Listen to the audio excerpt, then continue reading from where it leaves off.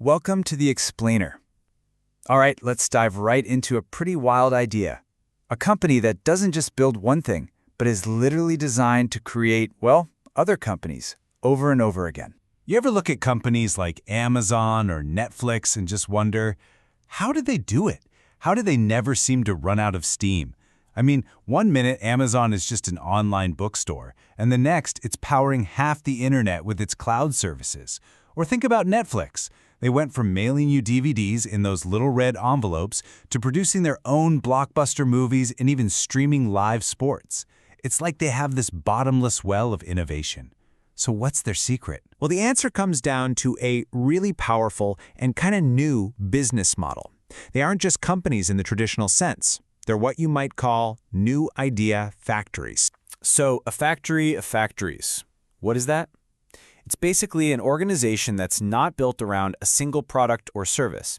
Instead, its whole purpose is to be an engine for creation itself. It's this internal ecosystem that's just constantly spinning up new businesses, new products, new solutions, often in fields that seem totally unrelated. Amazon is the perfect example, right? They didn't just get good at selling books and stop there. They took what they learned and built a gigantic e-commerce platform. Then they spun out their internal server infrastructure into Amazon Web Services, and now you've got Prime Video.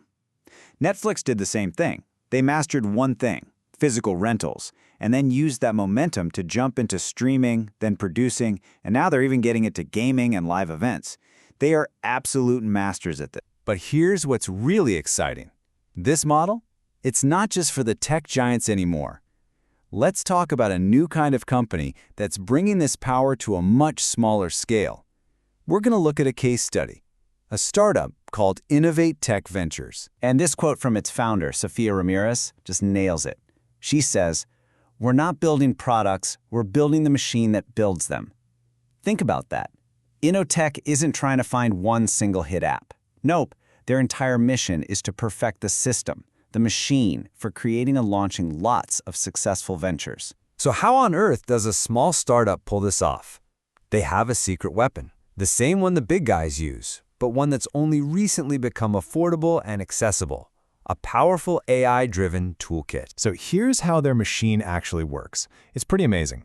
First, they just give the AI a really broad prompt, something like combine sustainability with urban mobility. Then, the AI spits out dozens of potential business concepts, complete with market research.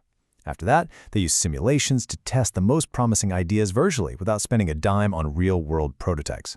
And finally, once an idea proves itself in the simulation, they spin it off as a brand new, independent beta company. Now, this whole process is supercharged by some really cool tech.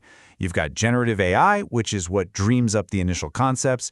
Then you have other specialized AIs, sometimes called AI factories, that run those simulations. They can even create digital twins. These are exact virtual replicas of an entire business operation, letting them test everything without any real-world risk.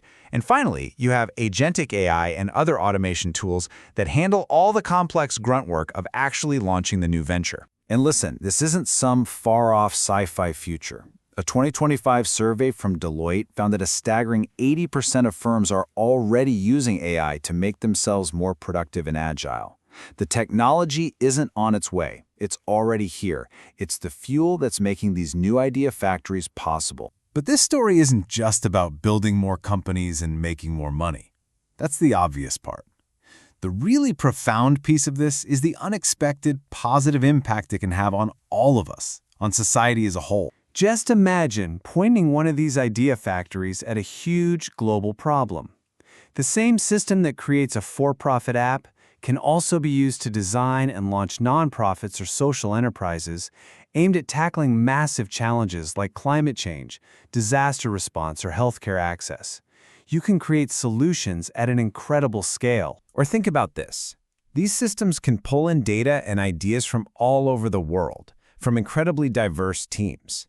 So a factory that starts out making content could evolve into a platform for multicultural storytelling, one that uses its own algorithms to promote understanding between cultures and actively reduce bias. And it's not just global either.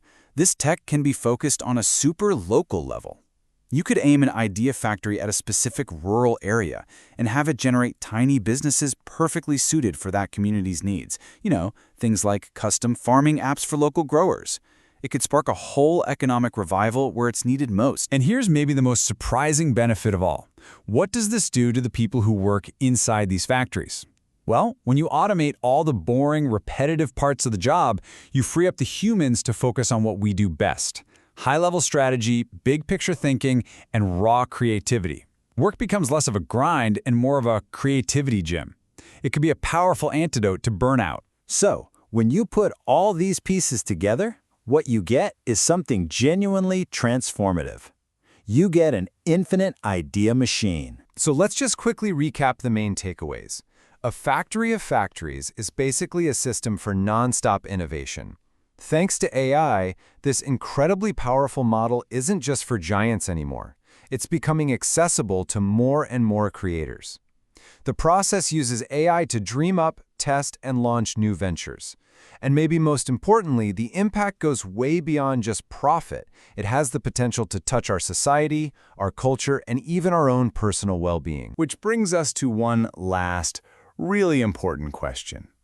If you had access to this kind of technology, a machine that could generate solutions for almost any problem, what would you do with it? If you had your very own factory of factories, what's the first problem you would point it at?